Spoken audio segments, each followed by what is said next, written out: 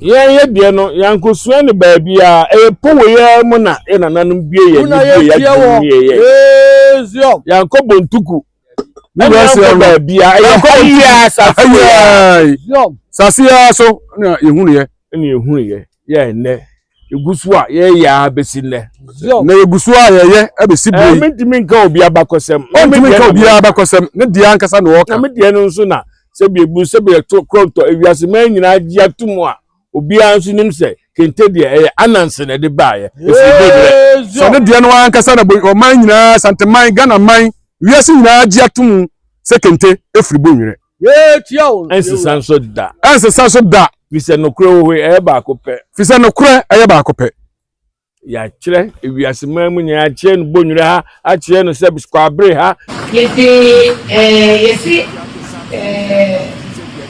Kente no papa te ni power ha dia e was say the certificate no ni e no now the two them na ka say ma dia say en sano and now His Excellency John Dramani Mahama so etimi aje UNESCO ashensu. Finally nana bobi ansan a wo ye Bonwire hene wapie wabekasa na wabekeka bi wachechensem amanagu Jefa Gamashi a wo ye tourism minister na dwemfin adwembone ni intent aso Ghana yeti asomdwemu a enipa fi bi da bia no they want to create trouble for this country na nana bobi ansa wo ye hwan a ya nanan ukobonwire a wo na ye Bonwire fo hene na die na wo Bonwire kan na me nkyerɛ mu nkyerɛ dia tie ne se ewiase e ba ye obi a wo ne din ade bi aye bi obi na ye kente still Ghana for be say omonte ase ade ya kente every voter region akasa mso ye kan ewefo omonka kente kasa nyomo kasa na hwan na decide ni ba ye eno na yete hei oman ye nyina ya ka bomti ade bi efri any part of this country be belong to Ghana and kente Ghana property said ye abanya abako nyina aye ne say ye Ghana property ne mo anyi kuru bia de na mom ode efri okafugu a obi ane bebe efi tiedie na ye nuanom bia free voter region no sometimes I say woman Asante for competition every day JJ Rollins en kwasi asem odi ni bi Kofi a wono kwasi asem no odi ni bi no every day yen ka bibi mom entia ne yen koka se kente kura no yeso ye free voter region asemini na kente abakwasem free Bonwire Asante Bonwire kwa bre na no na enanu yi ne ye wo ha na Jefa Gamashi tourism minister yi wo ba ye what you want to pay she say adiam yewra United Nations for UNESCO say kente ewo Ghana no wo de so authority the monopoly and as baby a kente ni GI no traces ni free no efri Ghana aye Bonwire nti ye hu certificate yewra me de be kire wo kwase broni na ono kire asam na di aban onim the kingdom of Asante onim Sante hene o kire say kente the kingmanship kente now, Mammy Bobby Dramensia, but over Dramensia, Tiano. The patch of the children, Erica, I know is a couple of Casa, say, yeah, only Bashana, their children. A young gentleman said, meeting younger children, and then he take time a mother as I see them by the chair, so they began a demand of problems. And then, see, maybe a nest before. The Prime Minister of Ghana get your category or parliament. Say almost ratified conventional. And my amendment near so much any so am I get like a wage Ghana for and almost one way part of the coordination. As I answer for to ratify convention. And I hope I say you take I and also between the book. Now only to say country about Congo. Tangible Asante, Ghana, a good year in Sepa. And go to put it free. Often, Padamas, the Mama person with me, and yet, I want it already to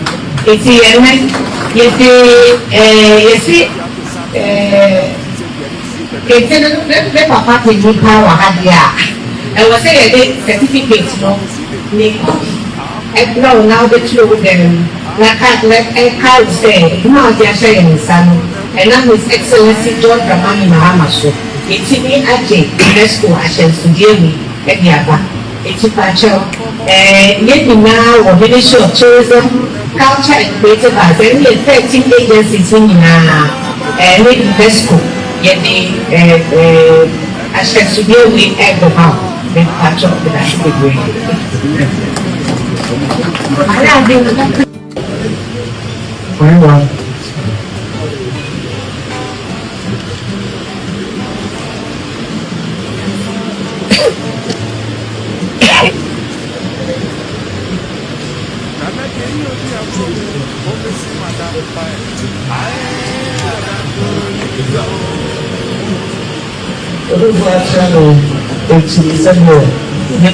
Welcome to Bonwire Kente Museum.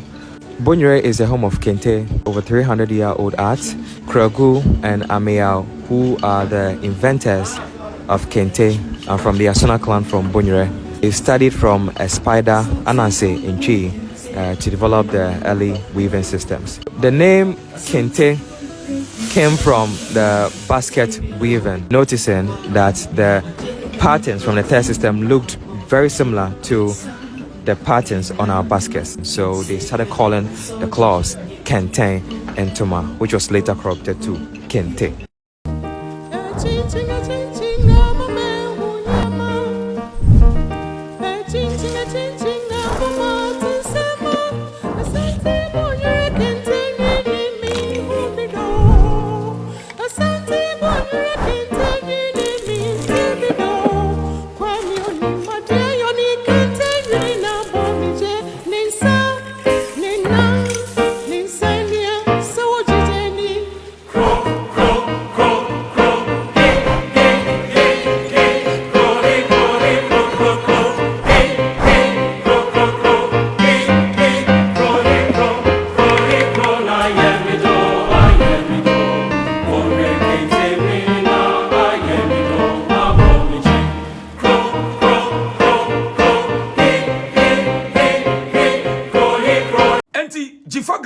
NDC minister oba menshi asma beka yeni obi akọ school St. Louis afede obegina to papa so ni nyina na me nkra me twi ni oboa diabolic was some of this anwafo ni bitrim now yentie owie ofri menshia na eno ko ni page so Facebook eno ko twere se waba menshia wabe hia Asante hene wode award na UNESCO UN ede ama no certificate ni confirm Kente se free Asante mem Ghana no wode abre yewura na emom abrofo ni twere no se Kente tie wono no Jifa Gamashina twere se kete adaya angunafo bi some of them nyom nyina wo try say wo na be change the narrative and history of Kente ti o say friend kete kwase akeka say na obenya mpanifo they are saying this na a home minister hwe diabolic ofri menhia now hwe kwase asem akwa such stupid description say kete or Kente madam me say ube bleedy Jifa Gamachi ube bleedy ube bre ewa Asante ho tai ho ube bre nti jai na ho nto tie de yeka no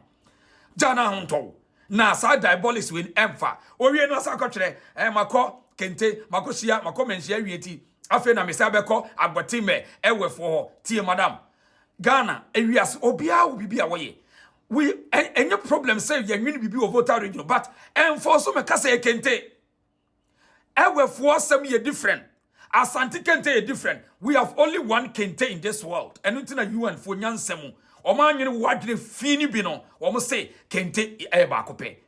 Kente asa. Now, ebusiye Kente ni free na bakwa sem ya kire mu say efra Asante Bonwire. In fact, papa ye fra no Efram Amo ofri voter region.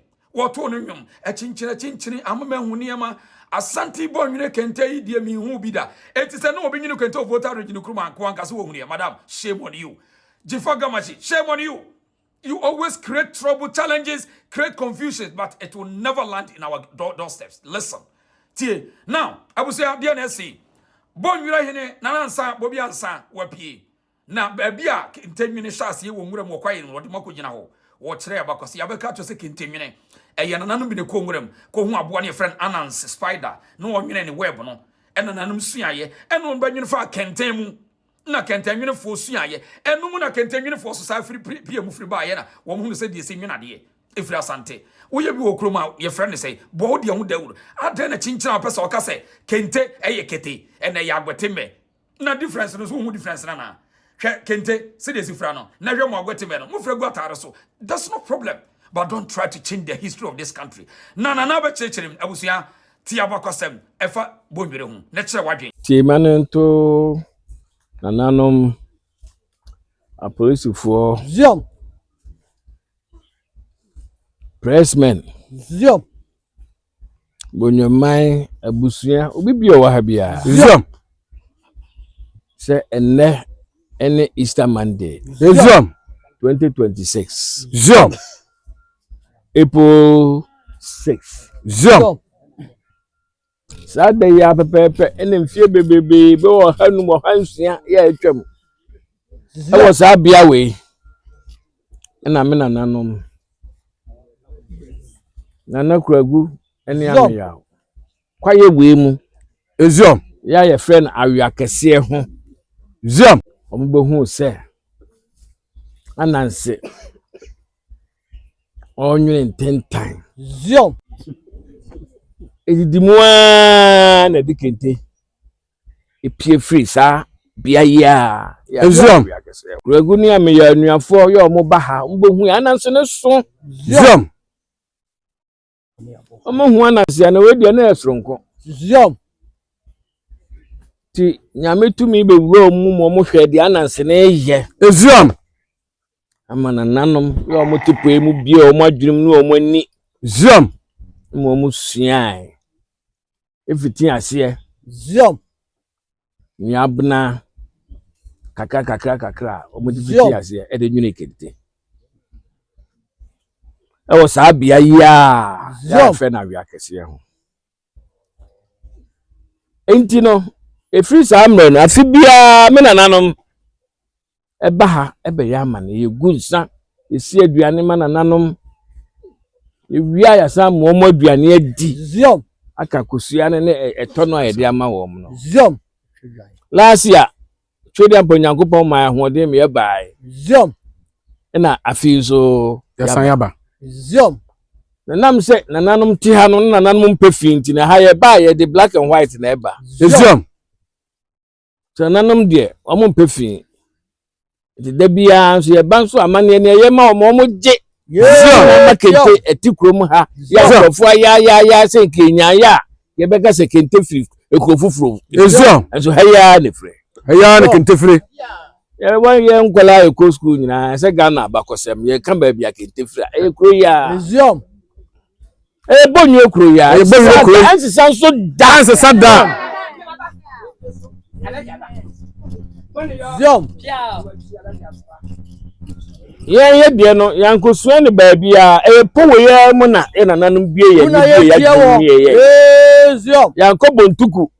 Ni ba bia ya sasia. Zion. Sasia so na ehunu ye. Ene ehunu ye. Ye ne egusu a ye ya besine. Zion. Na egusu a ye ebesi boi. Mentimi nka obi abakosem. Mentimi nka obi abakosem. Ne dia ankasa na woka. Na me de no nso na se biebu se be to kronto ewiase man nyina agia tumu a obi anso nim se Kente de ananse na de baaye. So ne dia no ankasa na o man nyina Asante man Ghana man wiase nyina agia tumu se Kente efiri Bonwire. Tiao. Ense sanso da. Ense sanso da. Fise no kro we ba akopɛ. Fise no kro ba akopɛ. Ya kire ewiase man mu nya kire no Bonwire ha a kire no se biskwabre ha e de aduru Joso e de aduru Asante man mu e de aduru Ghana nyina ma obia anwune bi. Zion. Yoku man adwene so Warakasa adwuna sa Zion. Fati afata nkroma kika futuro Zion. Me kasa me ka ade besa Ewura wo na ye tie free. Akoma so ade nyina da endwentuma nyina da ne nyina mu ha na ya de abeduru ba bi edure. Zion. Nkofo bi kika bi so mo ka no kwa ya no mo pese mo do mo tutu Bonwire ho. Zion. Na me de mo ka kasa esem ne nyina nka menya kura nka mre bi ye Kente festival a wo mo mra ne nyina nka mom ne ye nwene ho na we anwene de kropi nwene bi enye bone ye nyina ye eno na din kabomu ne nokure ba ye obi ye nyina ye ne de boa ezio nti achia me ha ati ezio se muhu me ha ezio na ya base ezio ye na nanu majapade o mode ma ye no ezio ye ni so ezio ye ni so pa ezio sa afia so ne ntimi ntrafie ese ye ba ha ezio na se biebu se bie konto amane bi wa ha bi ese ye ezio ebetwa dwan wa ha ebetie aduane wa ha ebeye bibia be pepepepepepe ezio edi adana nanum ase ezio edi adana nanum samanfo so ase ezio ene sabi nkonya ezio ene tumi bi a wo pom ha bia na na me ba ya edamu nyina ma